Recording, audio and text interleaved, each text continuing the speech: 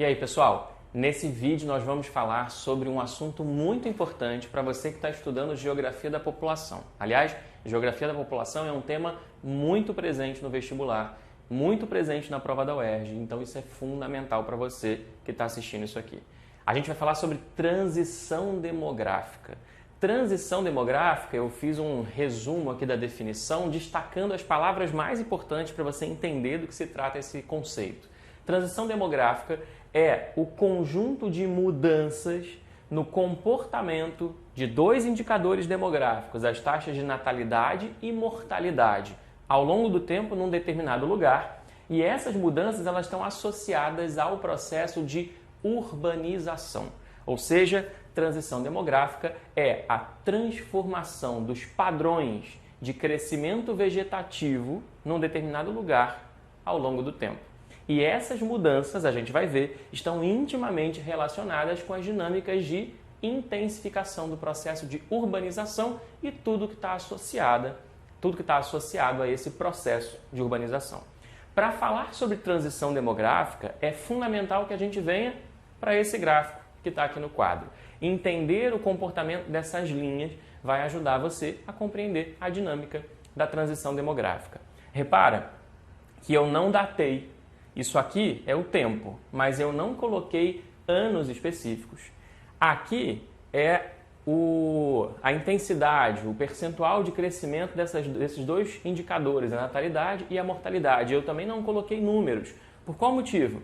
Porque eu posso estar falando do caso brasileiro, mas esse mesmo gráfico, mudando a intensidade do crescimento e mudando as datas em que a gente vai perceber essas mudanças aqui, eu poderia estar falando de qualquer outro lugar do mundo. Então é um processo que tende a acontecer em qualquer sociedade que viva um processo de urbanização.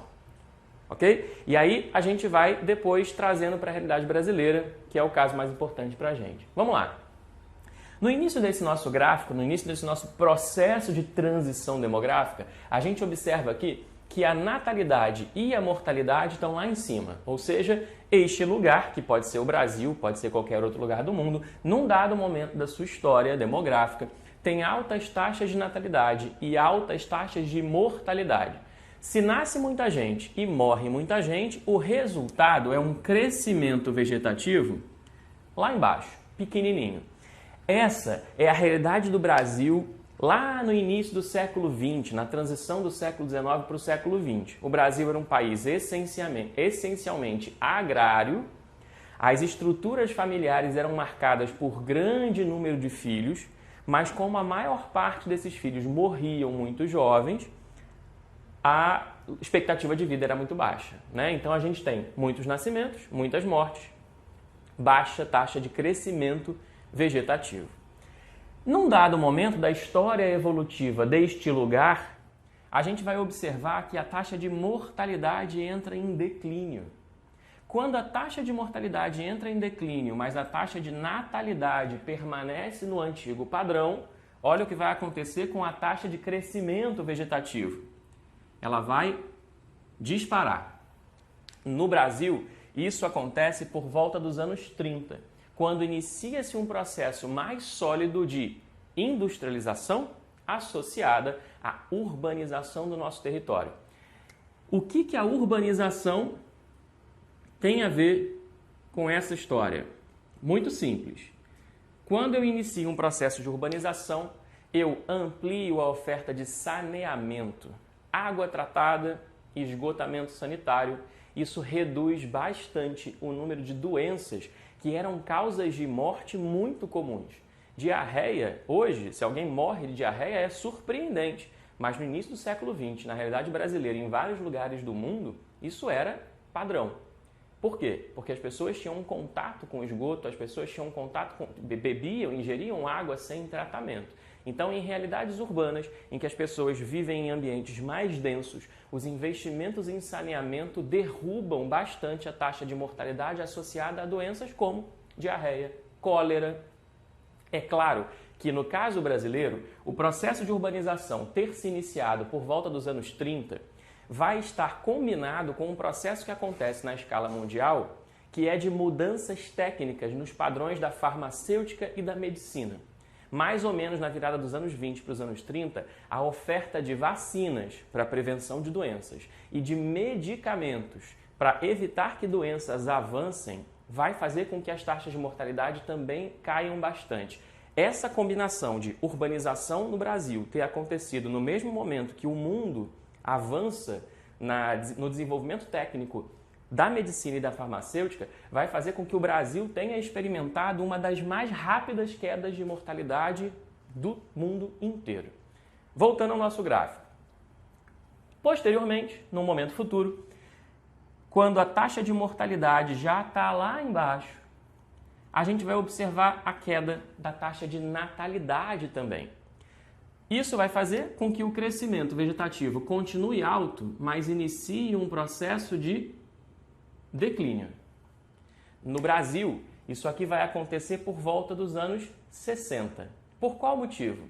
Lá nos anos 60, o Brasil já tem uma população mais urbana do que lá atrás nos anos 30.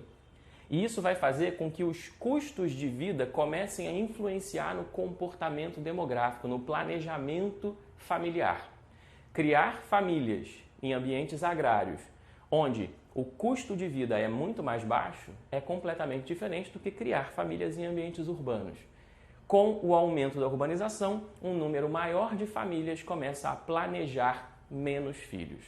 Novamente, no caso brasileiro, nós vamos ter uma combinação de uma realidade interna com uma conjuntura internacional específica, porque é também nos anos 60 que nós vamos observar em todo o mundo uma mudança no papel social da mulher. A mulher começa a ganhar mais espaço dentro dessas sociedades, espaços decisivos, marcando presença no mercado de trabalho, entrando nas universidades, iniciando um processo mais aprofundado de formação profissional. E com isso, as mulheres começam também a ser mais influentes na tomada de decisão sobre quantos filhos querem ter e quando querem iniciar a sua vida reprodutiva. Além disso, nós vamos ter também, ali por volta dos anos 60, uma revolução técnica, uma nova revolução técnica na oferta de métodos contraceptivos. Pílula anticoncepcional, pílula do dia seguinte, barateamento e diversificação dos preservativos. Tudo isso, combinado com um papel social mais ativo da mulher, vai derrubar as taxas de natalidade e o crescimento vegetativo vai entrar em declínio. A gente chega então a um quarto momento, que é quando as taxas de natalidade e mortalidade, do mesmo jeito que lá no início, resultavam num crescimento vegetativo lento, mas dessa vez não porque nascia muito e morria muita gente. Agora, porque nasce pouco e morre pouco. As taxas de natalidade estabilizaram num nível baixo, as taxas de mortalidade estabilizaram no nível baixo e o resultado é um crescimento vegetativo também baixo. Essa fase 4, é um comportamento demográfico chamado de moderno. É a realidade da maior parte dos países no mundo, inclusive o Brasil. Só que eu desenhei aqui, coloquei até uma outra cor, a fase 5. Ela nem aparece na maior parte dos gráficos de livros didáticos e apostilas que falam sobre transição demográfica. Por quê? Porque ainda é uma especulação. A gente não sabe se essa fase vai se consolidar ou se ela vai ser transformada numa fase 4 novamente. Que é o seguinte: quando a população desses países que já atingiram uma maturidade demográfica envelhece, é normal que as taxas de mortalidade comecem a subir. Não porque os sistemas de saúde sejam precários, não porque a violência urbana se elevou, por nada disso. Simplesmente porque a população está mais velha. Com um percentual maior de idosos na população, é natural que a taxa de mortalidade seja mais alta. Só para você ter uma ideia, pensa na Suécia, agora pensa no Brasil. Onde você espera que as pessoas tenham mais expectativa de vida, mais qualidade de vida, um melhor sistema público de saúde? Na Suécia, não há dúvida. No entanto, a taxa de mortalidade na Suécia é maior do que na do Brasil, simplesmente porque há mais idosos na população sueca do que na população brasileira. O que eu quero que você entenda é, quando a taxa de natalidade se mantém estável e a taxa de mortalidade começa a subir, a tendência é que o crescimento vegetativo seja negativo, como já acontece em alguns países do mundo. A França, até pouco tempo atrás, tinha crescimento negativo. A Itália hoje tem crescimento negativo. Cuba tem crescimento negativo. A Ucrânia tem um crescimento negativo assustador. E o ponto é, quando os países se veem diante dessa realidade, eles iniciam políticas de estímulo à natalidade. Então a tendência é que essa curva aqui volte a crescer e ela pode superar a taxa de mortalidade, criando uma realidade de padrão estável mais ou menos como a fase 4. É isso, ficamos por aqui e a gente segue em outros vídeos falando mais sobre geografia da população. Tchau!